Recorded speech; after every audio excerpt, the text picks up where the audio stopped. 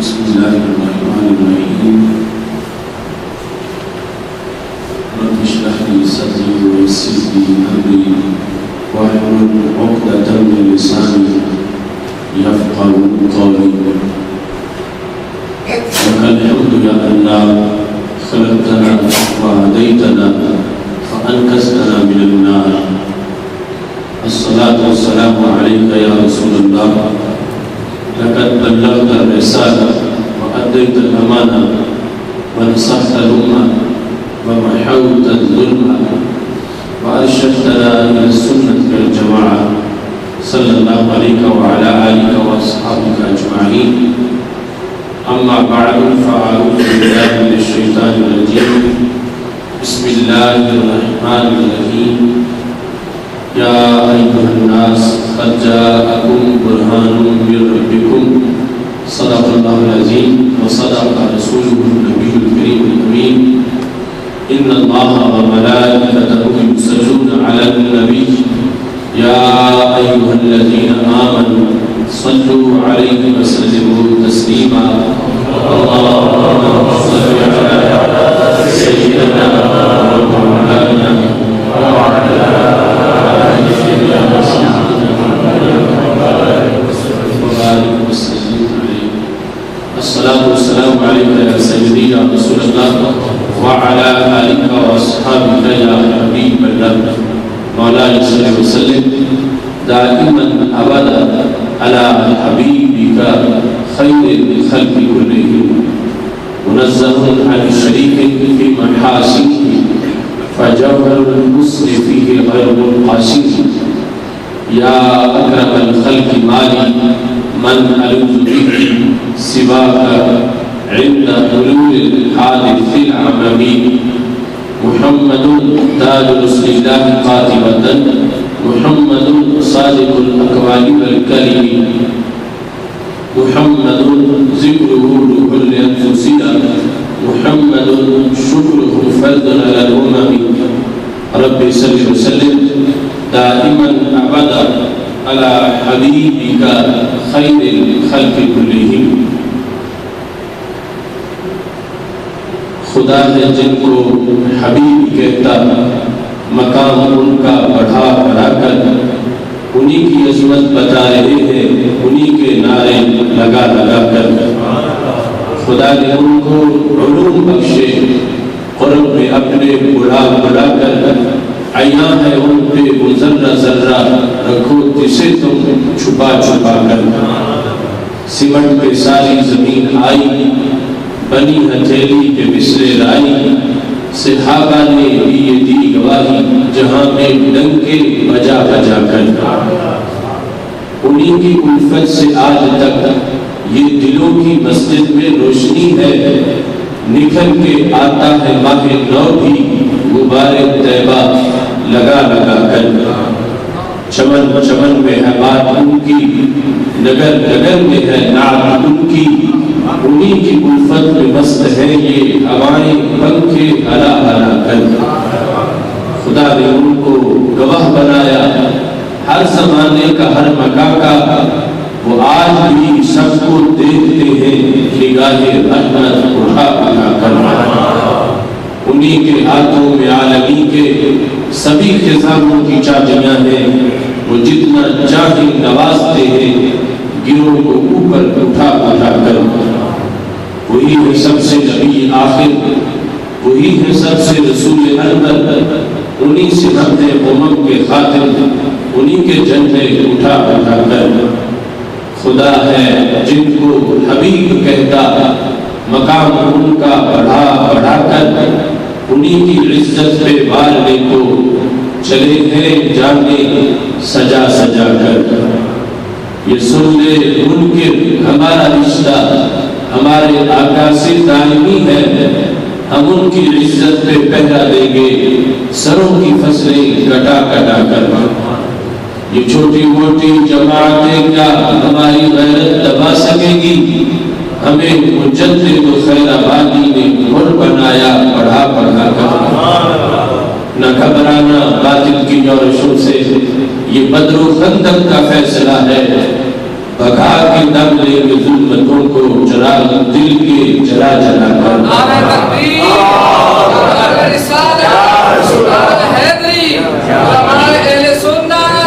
جو ان کے در پہ کیا سوالی کبھی نہ لوٹا وہاں سے خالی وہ آج بھی بھر رہے ہیں جھولی سبھی کو طیبہ بلا بلا کر بنا جو شان نبی کا واصف کہا کسی نے کہ ان کا آصف حرم کی جانب بلا رہا ہے قرآن و سنت سنا سنا کر اللہ تبارک و تعالی جل جلالہ وعم نوالہ واتم برہانہ وعظم شانہ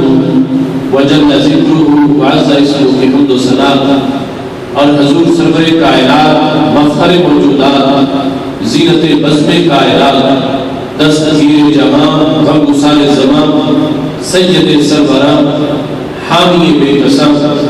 قائد المرسلین خاتم النبیین احمد مصطفیٰ جناب محمد مصطفیٰ صلی اللہ علیہ وآلہ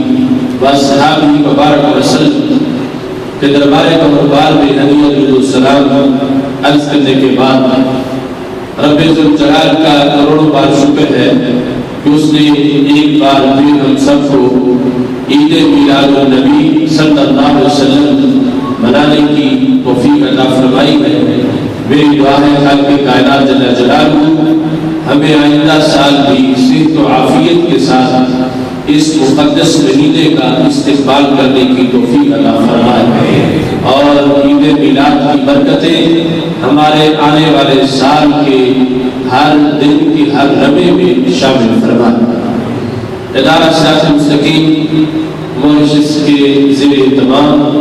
مختلف مقامات پر عید میلاد النبی صلی اللہ علیہ وسلم کی جو تقاریب منعقد کی جا رہی ہے، آج کی یہ محفل بھی اسی تسلسل کا ایک حصہ ہے۔ ادارہ صراط مستقیم ماریشس کے رہنما حضرت مولانا محمد عبد المصطفیٰ صاحب ابھی آپ کے سامنے اظہار خیال کر رہے تھے۔ میری دعا ہے خالق کائنات جل جلالہ ہم سب کو قرآن و سنت کا فہم عطا فرمائے اور قرآن و سنت کے ابلاغ و تبلیغ اور اس پر عمل کرنے کی توفیق عطا فرمائے۔ محفل میلاد کا مقصد سرور کونین حضرت محمد مصطفیٰ صلی اللہ علیہ وسلم کی آمد پر اللہ کا شکر ادا کرنا ہے کہ اس نے سید عالم نور مجسم شفیع معظم صلی اللہ علیہ وسلم کو بھیج کر ہم پہ کرم فرمایا ہے۔ آپ اگرچہ آج سے صدیوں پہلے اس دنیا میں تشریف لائے تھے، مگر آج ہمارے دلوں میں جو نور ایمان ہے وہ آپ ہی کی چمک کا ایک حصہ ہے۔ جیسے اس وقت کے لوگوں پر آپ کی آمد سے احسان ہوا تھا، ایسے ہم پر بھی آپ کی آمد سے احسان ہوا ہے۔ اس بنیاد پر ہم رب ذوالجلال کا شکر ادا کرنے کے لیے ان محافل کا انعقاد کرتے ہیں، اور یہ سلسلہ صحابہ کرام رضی اللہ تعالیٰ عنہ سے شروع ہے کہ جب انہوں نے ان محافل کا انعقاد کیا، رسول اکرم نور مجسم شفیع معظم صلی اللہ علیہ وسلم نے پوچھا کہ صحابہ ان محافل کی وجہ کیا ہے، تو صحابہ کرام رضی اللہ تعالیٰ عنہ کا جواب سیاستہ میں موجود ہے۔ انہوں نے کہا جلسنا نذكر الله ونحمده على ما هدانا لديننا ومن علينا بك یا رسول اللہ صلی اللہ علیہ وسلم۔ ہمارے ان اجتماعات کا مقصد یہی ہے کہ ہم سارے بیٹھ کر یہ بات بیان کر رہے ہیں فضل رب العلا، اور کیا چاہیے، مل گئے مصطفیٰ، اور کیا چاہیے۔ جلسنا ہم بیٹھے ندعو اللہ، خدا کو پکار رہے ہیں، ونحمدہ اس کی تعریف کر رہے ہیں، علی ما ہدانا لدیننا اس نے ہمیں اس دین کی ہدایت دی، ومن علینا بک اور محبوب تجھے بھیجی ہم پہ کرم فرمایا۔ جس طرح صحابہ کرام رضی اللہ عنہ رسول اکرم صلی اللہ علیہ وسلم کی وجہ سے ان پر کرم ہوا تھا، وہ اس کو بیان کر کے اللہ کا شکر ادا کر رہے تھے۔ آج صدیوں بعد ہم انہی کے اس پروگرام کو آگے بڑھاتے ہوئے آج بھی رب ذوالجلال کا اس بات پہ شکر ادا کر رہے ہیں کہ اس نے سید عالم حضرت محمد مصطفیٰ صلی اللہ علیہ وسلم کو بھیج کر ہم پہ کرم اور احسان فرمایا ہے۔ قرآن مجید قرآن رشید میں رب ذوالجلال نے سید عالم نور مجسم شفیع معظم صلی اللہ علیہ وسلم کی کائنات میں جلوہ گری کو مختلف القابات کے ساتھ بیان کیا ہے۔ کہیں آپ کو نور سے تعبیر کیا گیا اور آپ کی آمد کو نور کی آمد قرار دیا گیا، تو کہیں آپ کی جلوہ گری برہان کے لحاظ سے بیان کی گئی۔ خالق کائنات جل جلالہ قرآن مجید قرآن رشید میں ارشاد فرماتا ہے یا ایھا الناس قد جاءکم برہان من ربکم، اے لوگوں تمہارے پاس اللہ کی طرف سے برہان آ گئی۔ تو خالق کائنات جل جلالہ کی برہان رب ذوالجلال کا پتہ ہے، اللہ تعالی کا حوالہ ہے، رب ذوالجلال کا ایڈریس ہے کہ جس کو دیکھنے سے اللہ کا پتہ چل جاتا ہے۔ تو سید عالم نور مجسم شفیع معظم صلی اللہ علیہ وسلم کو خالق کائنات جل جلالہ نے صورت اور سیرت دونوں کے لحاظ سے اپنی برہان قرار دیا۔ ہمارے آقا صلی اللہ علیہ وسلم کا ظاہری طور پر فیض، اس کے اندر جو اللہ کی حسن کی تجلیاں ہیں اور آپ کا کریکٹر اور کردار، اس میں جو اللہ کے ایک ہونے کی برہان ہے، قرآن مجید قرآن رشید نے اس کو تفصیل کے ساتھ بیان کیا ہے۔ یہاں تک کہ جب رسول اکرم نور مجسم شفیع معظم صلی اللہ علیہ وسلم نے اللہ کی توحید یعنی کلیمہ مونوتھیزم عقیدہ توحید کو جب بیان کیا تو جو مشرکین مکہ تھے انہوں نے رسول اکرم صلی اللہ علیہ وسلم سے دلیل مانگی کہ اللہ ایک ہے، اس کا ثبوت کیا ہے، اس کا پروف کیا ہے، کس بنیاد پر تم اللہ کو ایک قرار دے رہے ہیں۔ تو نبی اکرم نور مجسم شفیع معظم صلی اللہ علیہ وسلم نے اس پر اپنی طرف سے جو دلائل پیش کیے ان میں سے سرفہرست دلیل یہ تھی جو قرآن مجید قرآن رشید میں بشکل آیت آج بھی موجود ہے۔ آپ نے فرمایا فَقَدْ لَبِثْتُ فِيكُمْ عُمُرًا مِّن قَبْلِهِ أَفَلَا تَعْقِلُونَ۔ یہ میں کہیں باہر سے آ کر آج نبوت کا اعلان نہیں کر رہا، میرے 40 سال تمہارے ماحول میں گزرے ہیں،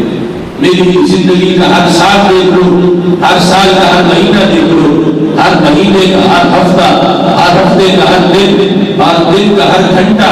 ہر گھنٹے کا ہر منٹ اور ہر منٹ کا ہر سیکنڈ دیکھ لو۔ اگر 40 سال کی کسی ایک سیکنڈ میں بھی میں نے جھوٹ نہیں بولا تو پھر آج بھی سچ بول رہا ہوں کہ خدا ایک ہے، میں اس کا رسول ہوں۔ نبی اکرم نور مجسم شفیع معظم صلی اللہ علیہ وسلم نے اپنی سیرت کو اللہ کے ایک ہونے کی دلیل بنا دیا کہ چونکہ میں کہہ رہا ہوں کہ وہ ایک ہے اور میری زبان پر تم سارے اعتماد کرتے ہو، تم مجھے صادق بھی کہتے ہو، مجھے نبی بھی کہتے ہو، تم تنہائی میں بھی میری صداقت کی گواہیاں دیتے ہو، تو جب میں نے 40 سال میں جھوٹ نہیں بولا تو آج کیسے جھوٹ بول سکتا ہوں؟ اس واسطے دیکھ کے لگائے اللہ کو دیکھ تسلیم کرو، اس واسطے کہ میں اس کے ایک ہونے کا اعلان کرنے والا ہوں۔ اسی انداز میں صحیح بخاری شریف میں وہ الفاظ موجود ہیں کہ جب سید عالم نور مجسم شفیع معظم صلی اللہ علیہ وسلم نے قریش مکہ کے سرداروں کو اکٹھا کیا اور آپ نے جب وہ تمام اکٹھے ہو گئے تو ان کو جو انوائٹ کرنے کا مقصد تھا وہ بیان کیا، اپنی سپیچ میں اللہ کی توحید اور اپنی رسالت کا جب تذکرہ کیا تو قریش مکہ اس پر بفر گئے کہ اس مقصد کے لیے آپ نے ہمیں بلایا تھا۔ تو سید عالم نور مجسم شفیع معظم صلی اللہ علیہ وسلم نے فرمایا کہ اگر میں یہ کہوں کہ پہاڑ کی پچھلی جانب سے ایک لشکر آ گیا ہے، تمہیں نظر کچھ نہیں آ رہا، تمہیں کوئی آواز بھی سنائی نہیں دے رہی، تمہیں لشکر کے کوئی قرائن کوئی علامات بھی نظر نہیں آ رہی، اگر میں کہوں کہ لشکر آ گیا ہے، انتم مصدقین، کیا تم اس کو تسلیم کرو گے لشکر آ گیا ہے؟ تو سب نے یک زبان کہا ہم تسلیم کریں گے لشکر آ گیا ہے۔ تو ہمارے آقا علیہ السلام نے فرمایا جب تمہیں لشکر نظر نہیں آ رہا اور لشکر کے بارے میں تمہارے پاس کوئی انفارمیشن بھی نہیں ہے، میرے کہنے پر تم کیوں لشکر دیکھ بغیر مان جاؤ گے؟ ان سب کا جواب یہ تھا، بخاری شریف میں موجود ہے، حالانکہ وہ جان کے دشمن تھے مگر زبان رسالت کی صداقت پر سب کو اتنا یقین تھا کہ سب نے یہ کہا ما جربنا علیہ الا صدقا، آج تک آپ کی زبان سے ہم نے ہمیشہ سچ ہی سنا ہے، اس زبان سے کبھی جھوٹ نکلا ہی نہیں ہے۔ تو جب آپ یہ فرمائیں کہ پہاڑ کے پیچھے لشکر آ گیا ہے تو ہم یہ نہیں دیکھیں گے کہ لشکر نظر آ رہا ہے یا نہیں آ رہا، ہم یہ دیکھیں گے کہ آپ کی زبان میں یہ خبر دی ہے کہ لشکر آ رہا ہے، تو پھر آپ کی زبان سے یہ لفظ نکلیں گے، ہم اس کو تسلیم کر لیں گے۔ تو ہمارے آقا علیہ السلام نے فرمایا کہ جب میری زبان کے اعتماد پر بن دیکھے لشکر مار جاتے ہو تو میرے کہنے پر بن دیکھے میرے رب کو بھی تسلیم کر جاؤ۔ یہ سید عالم نور مجسم شفیع معظم صلی اللہ علیہ وسلم کی سیرت ہے، اللہ کی برہان کہ جس پر اعتماد کیا لوگوں نے بن دیکھے رب کو مان گئے۔ یہی وجہ ہے کہ قرآن مجید برہان رشید میں سورہ اخلاص میں بیان توحید خالص میں رب ذوالجلال نے جو بات شروع کی ہے تو وہ سرکار کی ذات سے شروع کی ہے۔ ہولی برابر جھوٹ سے تم یہ کہو ہے وہ ایک ہے، حالانکہ توحید تو وہ سے شروع ہوتی ہے، وہ اللہ ہے، لیکن اس سے پہلے قول کہ آپ کہیں وہ اللہ ہے وہ ایک ہے۔ اور رب ذوالجلال یہ واضح کرنا چاہتا تھا کہ محبوب یہ مجھے ایک مانیں گے تو تمہارے کہنے پر مانیں گے، چونکہ مجھے انہوں نے دیکھا نہیں، میرے پاس یہ آ سکتے نہیں، آپ کے پاس بیٹھتے ہیں، آپ کا کردار ان کے سامنے ہے، آپ کو یہ بچپن سے جانتے ہیں، آپ کے 40 سال کے ماحول میں گزرے ہیں، آپ کی زبان کہے گی تو یہ مان جائے گی۔ تو قل هو اللہ احد، اس بات کا اعتراف ہے کہ کائنات کے اندر اللہ کو ایک بنوایا ہے تو ہمارے نبی علیہ السلام کی زبان میں بنوایا ہے۔ سید عالم نور مجسم شفیع معظم صلی اللہ علیہ وسلم سے ذوالجلال نے یوں اعلان کروایا ہے، اور دوسری طرف رسول اکرم نور مجسم شفیع معظم صلی اللہ علیہ وسلم کا جو چہرہ ہے اس کے لحاظ سے جس نے غیر جانبدار ہو کر جس اور عدالت سے دیکھا، حق دھرم نہیں تھا، ضدی نہیں تھا، اگرچہ کافری تھا، اگر اس نے غیر جانبدار ہو کر ہمارے آقا علیہ السلام کے چہرے کو دیکھا تو دیکھتے اس کو پتہ چل گیا کہ خدا ایک ہے۔ حضرت ابو رافع رضی اللہ عنہ قریش کے زرخرید غلام تھے اور کٹر مشرک تھے۔ سنن ابی داؤد شریف میں جو سیاستہ میں معتبر کتاب ہے اس میں موجود ہے کہ حضرت ابو رافع رضی اللہ عنہ اپنے اسلام امبریس کرنے کا واقعہ بیان کرتے ہیں کہ میں نے اسلام کیسے قبول کیا، کہتے ہیں بعثنی قریش الی رسول اللہ صلی اللہ علیہ وسلم، مجھے قریش نے حضرت محمد مصطفیٰ صلی اللہ علیہ وسلم کی طرف میسج دے کے بھیجا تھا۔ میں ان کا کوئی ڈیوٹی عقیدت مند نہیں تھا، نہ ہی میں کلمہ پڑھنا چاہتا تھا، میں تو قریش کا سرونٹ تھا، غلام تھا، اور ان کا میسج لے کر میں ان کو صرف سنانے آیا تھا۔ کہتے ہیں میں نے پہلے کبھی بھی حضرت محمد مصطفیٰ صلی اللہ علیہ وسلم کا دیدار نہیں کیا تھا، جب میں قریش کا پیغام لے کر آیا لما رأیتہ، جب پہلی بار میری آنکھوں نے ان کا دیدار کیا، جب پہلی بار میں نے روح حضور صلی اللہ علیہ وسلم کا مشاہدہ کیا تو ایک کٹر مشرک کا شرک ٹوٹ گیا، ایک کافر کے دل کا کفر ختم ہو گیا۔ کہتے آیا تو تھا میں صرف پیغام دینے کے لیے، مگر لما رأیتہ، جب میں نے آپ کا چہرہ دیکھا، اُلْقِیَ فِی قَلْبِ الْإِسْلَامِ، چہرہ دیکھتے ہی میرے دل میں اسلام داخل کر دیا گیا۔ نعرہ تکبیر، نعرہ رسالہ، علماء اہل سنت۔ دیکھو ہمارے آقا علیہ السلام رب کی کیسی قرآن، اللہ کا پتہ ہے، جنہیں دیکھے تو خدا کا پتہ چلتا ہے کہ رب ایک ہے۔ اب ایک کٹر مشرک آیا ہے لیکن حق دھرم نہیں ہے، ضدی نے آ کے ابھی کوئی درس قرآن بھی نہیں سنا، کوئی قرآن میسج یا لیسن قرآن مجید کا کوئی سبق یا کوئی پرافٹک ٹیچر جو ہے وہ کوئی چیز بھی ایسی اس کے سامنے نہیں آئی باقی کہ سرکار کا کوئی ٹریڈیشن آف ہولی پرافٹ صلی اللہ علیہ وسلم حدیث بھی سنی ہو، ورسز آف ہولی قرآن سنی ہو، صرف سرکار کا چہرہ دیکھا ہے۔ ابھی دیگر جو میریکلز ہے جو اجزاء ان کی طرف بھی متوجہ نہیں ہوئے کہ پتھر کلمہ پڑھ رہے ہو، درخت چھپ رہے ہو، سورج واپس پلٹ رہا ہو، چاند کے ٹکڑے ہو رہے ہو، یہ سب کچھ وہاں ہوتا تھا۔ حضرت ابو بکر رضی اللہ تعالیٰ عنہ کے دل میں اسلام کیسے داخل ہوا؟ وہ کہتے ہیں میں نے صرف حضرت محمد مصطفیٰ صلی اللہ علیہ وسلم کا چہرہ دیکھا ہے، خاموش چہرہ دیکھتے ہی مجھے پتا چل گیا کہ خدا ایک ہے اور یہ اللہ کے سچے رسول صلی اللہ علیہ وسلم ہے۔ دیکھو کیسی قرآن، اللہ کا کیسا پتہ ہے کہ بتوں کا پجاری آیا ہے، سرکار کو دیکھتے ہی اس کو رب کے ہونے کا پتہ چل گیا ہے، اور پھر کیسے سویر اور قسم اٹھاتا ہے، کہتا واللہ لا ارجو ابدا، خدا کی قسم میں تو کبھی بھی قریش کی طرف لوٹ کر نہیں جاؤں گا۔ آئے تھے پیغام دینے، کلمہ پڑھنے کا کوئی پروگرام ہی نہیں تھا، لیکن اب کہتے ہیں خدا کی قسم وہ جو پہلے بنداب اور غصہ کی نسلیں اٹھاتے تھے اب رب کی قسم ان کی زبان پہ آ گئی، لا ارجو ابدا، خدا کی قسم میں قریش کی طرف لوٹ کے نہیں جاؤں گا۔ حالانکہ قریش کی جو اس کے حضرت ابو رافع کے سردار تھے، آقا تھے، ان کے پاس دولت پڑی تھی، ویب تھی، سرمایہ تھا، لیکن سرکار کے چہرے کو دیکھ کر حضرت ابو رافع کا دل اور زبان وہ یہی وحی دے رہے تھے،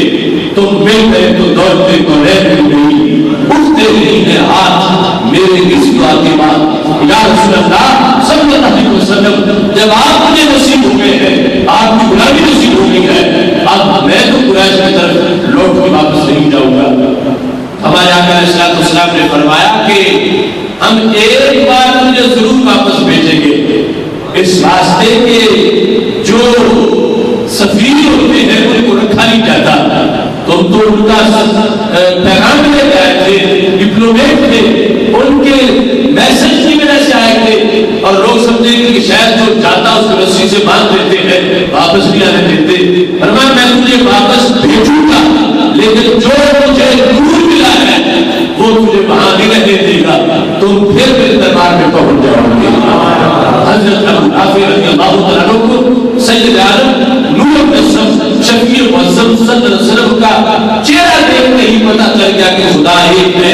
ونس آپ اللہ کی توحید کا پتہ ہمارے آقا صلی اللہ علیہ وسلم کے چہرے کو دیکھنے سے چلا۔ تو یہ ہے قرآن، جس نے صورت دیکھی اسے بھی رب کا پتہ چل گیا، اور جس نے سیرت دیکھی اسے بھی رب کا پتہ چل گیا۔ اس واسطے ہمارے آقا صلی اللہ علیہ وسلم ارشاد فرماتے ہیں انا بنت جمال الحق، میں اللہ کے حسن کا آئینہ ہوں، کہ خالق کائنات کا جو جمال ہے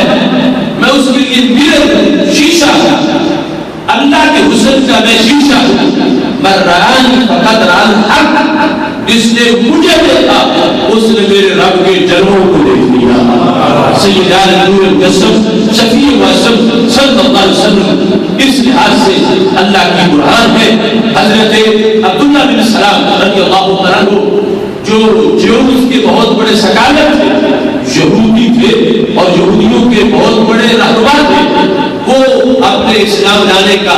جو پس منظر ہے اس کو بیان کرتے ہیں۔ جامع ترمذی میں ان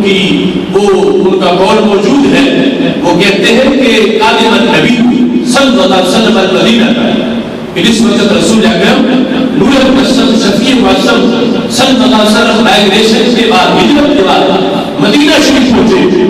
تو کہتے ہیں میں نے پہلے کبھی دیدار نہیں کیا تھا، کیونکہ وہ مکہ شریف میں تھے، میں مدینہ شریف میں تھا۔ جب ہجرت کر کے مدینہ شریف آ گیا تو میں حاضر خدمت ہوا۔ کہتا ہے کلمہ پڑھنے کا تو میرا کوئی منصوبہ نہیں تھا، بلکہ میں تو مقابلہ کی تیاری میں تھا کہ میں یہود کا نمائندہ ہوں اور یہ تحریک کے دعوے دار ہے، تو آپس میں ڈائلاگ ہوگا، میں پہلے جا کے دیکھ آؤں کہ کہ ان کا نالج کتنا ہے، وہ کیسے گفتگو کرتے ہیں اور کس انداز میں ریزننگ ہے، طرز استدلال کیا ہے. کہتے ہیں میں صرف دیکھنے گیا جن کو لما تبینت وجہہ، جب پہلی بار میں نے ان کا رخ زیبا دیکھا تو کہتے ہیں عرفت کو مجھے معرفت ہو گئی ان وجہہ لیس بوجہ کذاب، کہ اتنا نورانی چہرہ کسی جھوٹے انسان کا نہیں ہو سکتا. حضرت عبداللہ علیہ السلام جو مقابلے کی تیاریاں کر رہے تھے، مناظرے کی تیاریاں کر رہے تھے، وہ یہودیت ان کے دل سے دم توڑ گئی، سب کچھ چھوڑ کے انہوں نے سید عالم نور شفیع وسلم صلی اللہ علیہ وسلم کی غلامی کا دم بھرتے ہوئے سرکار کا کلمہ پڑھ لیا. یہ ہے کہ جن کی آمد کو رب ذوالجلال نے قرآن میں برہان کی آمد کہا کہ لوگوں تمہارے پاس رب کی برہان آ گئی ہے. جو کسی چیز کی برہان ہو، دلیل ہو، اس کو دیکھنے سے جس کی دلیل ہو پتہ چل جاتا ہے. اگرچہ ہر ذرے میں رب کے وجود کی، اللہ کے ایک ہونے کی دلیل ہے. ففی کل ذرہ لہو شاہد یدل علی انہ واحد، ہر ذرہ یہ دلالت کرتا ہے کہ خدا ایک ہے، لیکن رب کے ایک ہونے کی سب سے بڑی دلیل حضرت محمد مصطفیٰ صلی اللہ علیہ وسلم کی ذات گرامی ہے. اس واسطے قرآن مجید قرآن رشید میں رب ذوالجلال نے یہ ارشاد فرمایا، یا ایھا النبی انا ارسلناک شاہدا ومبشرا ونذیرا، اے نبی ہم نے آپ کو بھیجا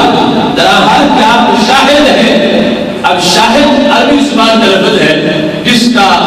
معنی ہوتا ہے وٹنس، گواہی دینے والا، بیئر وٹنس، گواہی دینے والا. تو یہ لفظ اپنے معنی کے لحاظ سے ہر بندے میں سچا آتا ہے، کیونکہ کوئی انسان ایسا ہے ہی نہیں کہ جو دنیا میں آیا ہو اور گواہ نہ ہو، عاقل بالغ ہو اور گواہ نہ ہو. اب آپ میرے گواہ ہیں، میں آپ کا گواہ ہوں. جب آپ مسجد میں آ رہے تھے رستے میں جس سے ملے آپ اس کے گواہ ہیں. یہاں سے اٹھ کے جائیں گے تو پھر رستے میں جو ملے گا آپ اس کے گواہ ہوں گے، گھر والوں کے گواہ ہوں گے. تو کائنات میں کوئی فرد ایسا ہے ہی نہیں کہ جو گواہ نہ ہو، شاہد نہ ہو. اور ادھر قرآن میں رب یہ بیان کرنا چاہتا ہے کہ سرکار کی شانیں کیا ہے، منصب کیا ہے، کہ جو اوروں کا مقام نہیں ان کا وہ مقام ہے. اور اس کے لیے جو پہلی ٹرم اور سرکار کا جو پہلا لقب بیان کیا ہے وہ یہ ہے کہ ہم نے آپ کو شاہد بنایا ہے. جبکہ ہر بندہ ہی شاہد ہے، ہر بندہ ہی کسی نہ کسی چیز کا گواہ ہے، تو پھر خصوصیت کیسے بنے گی، شان کا پتہ کیسے چلے گا.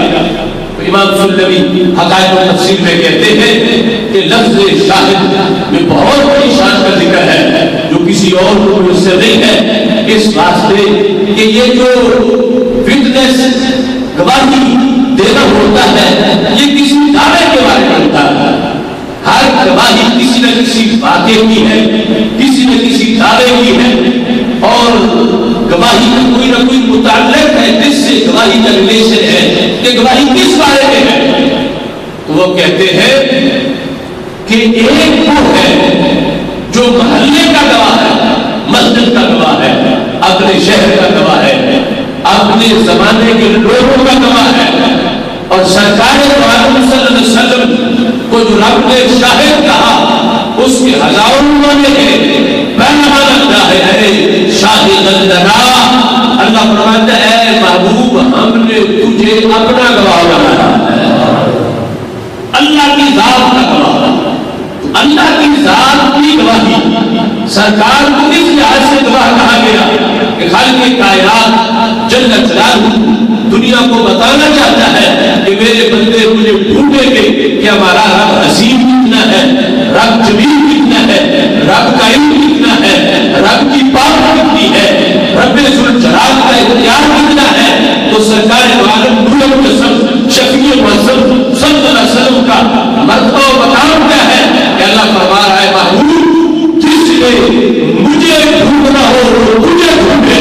جس نے مجھے دیکھنا ہو وہ تجھے دیکھے. ہم نے تجھے اپنی ذات کا گواہ بنا دیا ہے، صفات کا گواہ بنا دیا ہے. جس نے میرا جواب دیکھنا ہو وہ تمہارا جواب دیں گے، جس نے میرا کمال دیکھنا ہو وہ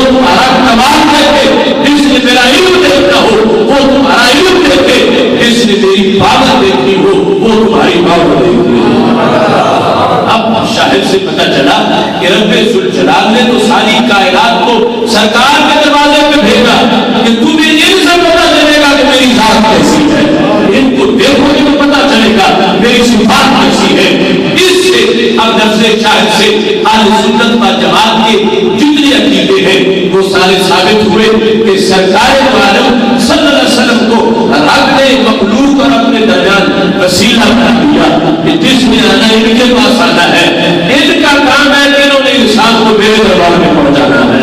اور پھر جس وقت سرکار اللہ کے گواہ ہے تو جس کو کسی چیز کے بارے میں علم ہی نہ ہو تو کوئی کیسے کہہ سکتا ہے؟ اس بنیاد پر جتنا علم ہمارے محبوب علیہ السلام کو اللہ کا ہے اتنا کسی اور کو نہیں ہے۔ بخاری شریف میں ہے انا اتقاکم واعلمکم باللہ، ساری کائنات کے لوگوں تم سارے مل کے رب کو اتنا نہیں جانتے جتنا میں اکیلا رب کو جانتا ہوں۔ اس سے جو ہمارے آقا علیہ السلام کو رب کا علم ہے وہ کسی لفظ شاہد سے پتا چلا کہ اور کسی کو اتنا علم نہیں جتنا سرکار کو علم ہے۔ اور جو خالق کو جانے ان سے مخلوق کیسے چھپ سکتی ہے؟ مخلوق کا علم تو خالق کے علم کی تمہید میں آ جاتا ہے۔ اس بنیاد پر کائنات کے ذرے ذرے کو جاننا اور کائنات ہر چیز سے باخبر ہونا، یہ شاہد کے معنی سے ہی پتا چل گیا کہ رب ذوالجلال نے جب اپنی ذات کا علم دے دیا ہے تو پھر کسی اور کا کیا چھپا کے رکھا ہے؟ ہر چیز اپنے محبوب علیہ السلام پہ ظاہر فرما دیا ہے۔ اور لفظ شاہد یہاں سے ہی پتا چلا کہ جب دوسرا کوئی بندہ یہ مقام بھی حاصل کرتا کہ وہ اللہ کا گواہ ہو، چونکہ اللہ کے قرب میں تو جبریل سدرہ سے آگے جانے لگے تو انہیں خطرہ ہے کہ میں چل کے راگ ہو جاؤں گا، تو راگ کا گواہ ہو کہ جس نے رب کو دیکھا ہو، اور رب کا نور اتنا ہے کہ ایک جلدی دور پہ گرے تو دور ایسا ہو جاتا ہے۔ رب کے جلوے اتنے تیز ہیں کہ سدرہ سے آگے جبریل جائے تو وہ ڈر کے راگ ہو جائے۔ تو پھر جنہوں نے عرش پہ جا کے رب کا دیدار کیا، رب کا مشاہدہ کیا، تو پتا چلا کہ ان کا نور جبریل سے بھی زیادہ پاورفل ہے۔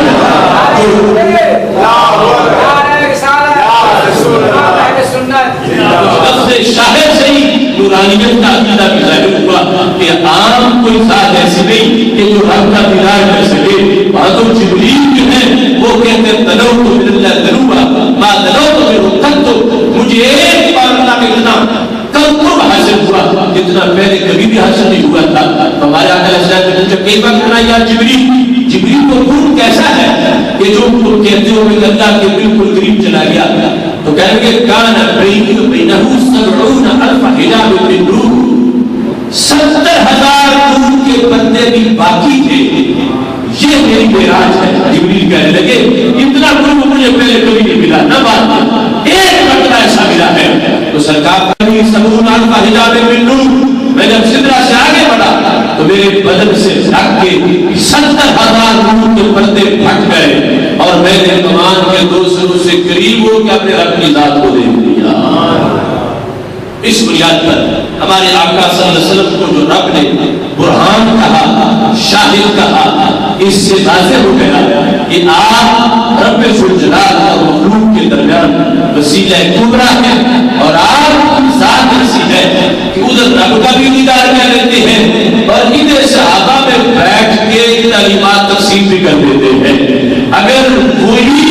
انداز فرش میں بھی ہوتا تو پھر کوئی صدیق اکبر نہ بنتا، کوئی فاروق اعظم نہ بنتا، جو آتا جانتے راہ ہو جاتا۔ اس بنیاد پر وہ پورے فرش جو ہو تو لباس بشر میں ہوتے ہیں، عرش جو ہو تو اپنے وہی میں ہوتے ہیں۔ یہ ہے شاہد کا مرتبہ و مقام۔ ادھر سے لوگوں کو گواہی دینی ہے، ادھر رب ذوالجلال کو دیکھ کے تحمل شہادت کرنا ہے۔ اہل سنت و جماعت کا ہر عقیدہ جو نبوت و رسالت سے متعلق ہے وہ اس کے ایک لفظ شاہد سے ہی ثابت ہو رہا ہے۔ خالق کائنات جل جلالہ نے سید عالم نور مجسم شفیع معظم صلی اللہ علیہ وسلم کو ہر عیب سے پاک پیدا کیا، اس پر بھی علم کر رہا اس واسطے کہ جتنا بڑا نامہ ہو اتنی بڑی دلیل ہوتی ہے۔ آرگومنٹس اگر کمزور ہو تو دعویٰ کمزور ہو جاتا ہے، دلیل میں عیب ہو تو دعوے میں عیب آ جاتا ہے، تو رب کی توحید سے بڑا کوئی دعویٰ نہیں اور ہمارے آقا علیہ السلام کے چہرے سے بڑی کوئی دلیل نہیں۔ تو یہ چہرہ ہر عیب سے پاک ہے، یہ ذات ہر عیب سے پاک ہے، کیونکہ اگر کوئی معذلہ یہاں عیب ثابت کرے گا تو وہ تو رب کی توحید کو کمزور کرنا چاہتا ہے، چونکہ رب کی توحید میں کوئی کمزوری نہیں ہے تو پتہ چلا دلیل وہ ہے جس دلیل کو رب نے ہر عیب سے پاک پیدا کروایا ہے۔ تو سید عالم نور القسم شفیع معظم صلی اللہ علیہ وسلم کا ہر عیب سے پاک ہونا وہ بھی یہی سے ثابت ہوا کہ خالق کائنات جل جلالہ نے جب سرکار کو اپنی قرآن کہا ہے، اپنی دلیل کہا ہے، رب ذوالجلال کی دلیل مضبوط اور باوقار تب ہوگی جب دلیل میں کوئی کمی نہیں ہوگی، کوئی نقص نہیں ہوگا، کوئی عیب نہیں ہوگا، تو پتہ چلا کہ اہل سنت و جماعت کا جو یہ عقیدہ ہے کہ ہمارے آقا علیہ السلام ہر عیب سے پاک ہے، یہ عقیدہ ہی حقیقت میں عقیدہ ہے توحید۔ اور یہاں سے یہ بھی پتا چلا کہ جو رسول اکرم صلی اللہ علیہ وسلم کی نعت شریف پڑھتا ہے وہی رب کی حمد بیان کر رہا ہے، کیونکہ سرکار کی نعت پڑھنا یہ توحید کی دلیل کی شان کو بیان کرنا ہے، توحید کی دلیل کے اوصاف و کمالات کو بیان کرنا ہے۔ اس بنیاد پر جس ترتیب کے ساتھ صفہ سے دین چلا وہ ترتیب آج بھی بحمدللہ اہل سنت و جماعت کے سینوں میں موجود ہے۔ اسی بنیاد پر ہم اللہ کا شکر ادا کرنے کے لیے وقت میلاد میں یہ بات کر رہے ہیں کہ اگرچہ ہر سال سرکار کی ولادت نہیں ہوتی،